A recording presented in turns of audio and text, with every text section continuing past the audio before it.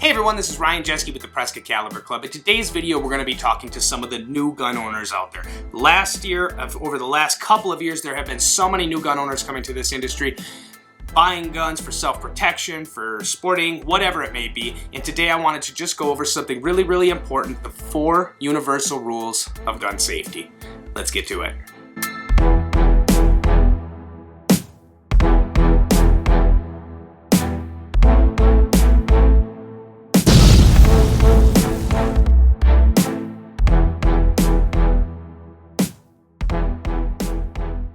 Today's video, what we're going to be doing is talking about the 4 rules of gun safety. Now, I pulled these off of the NSSF website, so I'll leave a link down below so any of you guys can reference the article that I pulled this out of. Of course, this has been printed, reprinted so many times, but I wanted to basically just go through the 4 rules of gun safety with each of you. If you're a brand new gun owner, it is beyond important that you know these rules, that you understand these rules, and that you live by these rules so that you don't have any accidents. So I don't want to waste a whole bunch of your time chit-chatting and telling you things that you don't need to know. In this video, we're going to just be talking about how are new gun owners able to stay safe. I think that's the most important thing in most people's minds. When they buy a new gun, they're a little bit worried. I've got this thing, here it is. What the heck do I do with it, and how do I be safe? Of course, that's huge, and I think it's a great concern to have, and I think it's something that each and every one of us have asked at some point in time. So let's just get right into it. So the very first rule of gun safety is that you keep your firearm pointed in a safe direction. That seems like a really easy thing. You go out to the range, you pull out your firearm, and you're at the range, and you point it downrange, and that's a safe direction, right? Absolutely, you're very much correct. Oh, let's say we're right here in my home, in my office, and we are wondering where is a safe direction. Out this way, there are a few houses. Out this way is my living room and a garage and where the mailman could be and where my kids could be playing. Back here, this direction is my bedroom. My wife could be taking a nap in there or something like that. So there are a number of places here where it's not a very safe place to point your weapon. Another thing is up. Is up a safe place? Sometimes it is. Right now it's not, because above me I have a second floor to my house. So basically in my home, when I have my firearm, this is my concealed firearm, CZ75, the safe direction in my home is down. If you're upstairs, it's up, and that's about it. The reason being that we have a stem wall that our house is on, and down below us is nothing but dirt. So the safest direction is down. This is so important because if you live in an apartment complex, if you live in homes that are really close and tight together, it could be very easy for you to accidentally let one go and have it go through the wall and hit somebody or something you didn't intend to. Now keep in mind, this includes property. I don't want to shoot my computer, so if I'm in this room and I'm demonstrating something to you, most likely I'm going to have my firearm pointed down in this direction, which is the couch, and then the ground, stem wall, rocks, all of that. That's the safest direction. Not pointed this direction, which is technically safe for people down at this angle, but my computer's right there. So keep in mind, property, people, animals, little ones, all of it. You need to keep your weapon pointed in a safe direction.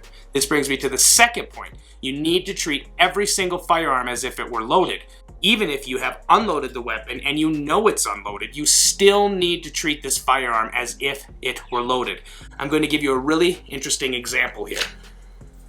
This firearm right now is loaded.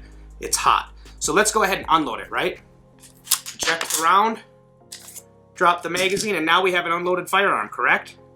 Very, very wrong. That was the wrong order to do it in, and there's still a round in the chamber.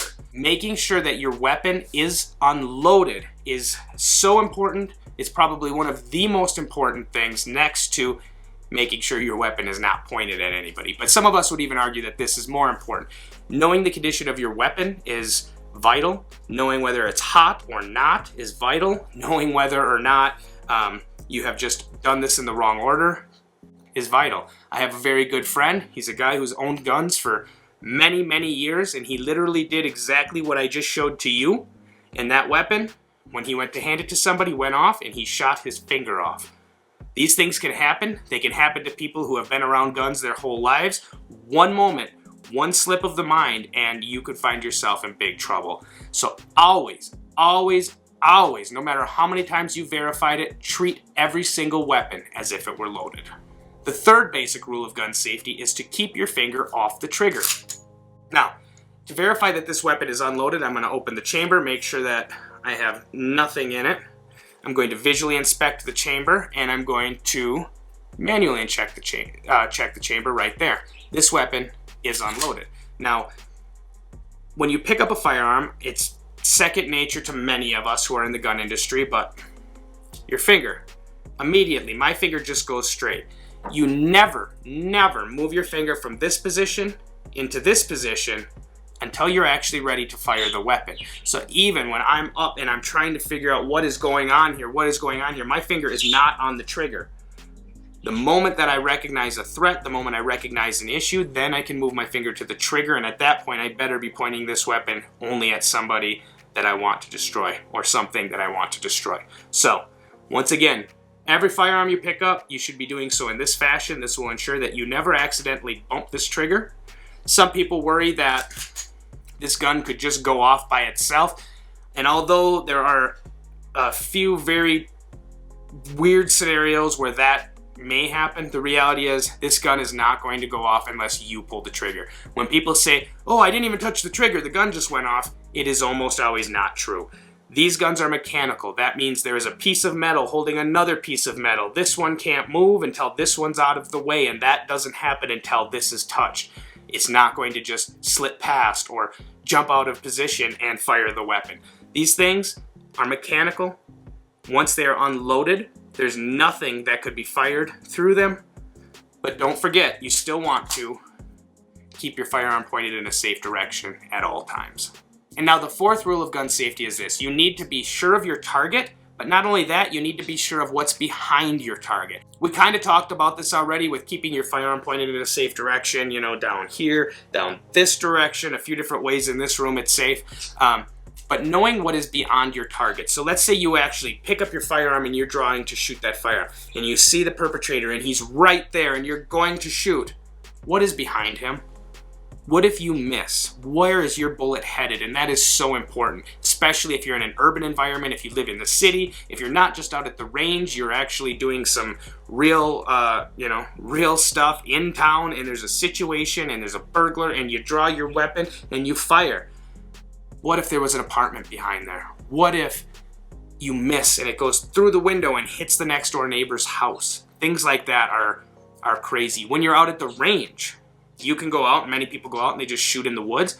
You need to make sure that there are no houses behind where you're shooting, no cabins, that kids don't play back there. There's a lot of things to consider, but then the most important thing you need to remember is to be aware of your surroundings. And this is a practice, and this is often a big practice in self-defense, is being aware of what's around you. Being situational awareness is key. When I go into places like a movie theater or a restaurant, I am never just sitting there enjoying my food, having fun. I am constantly thinking, what if somebody walks in? Where can I shoot? There's a gap here.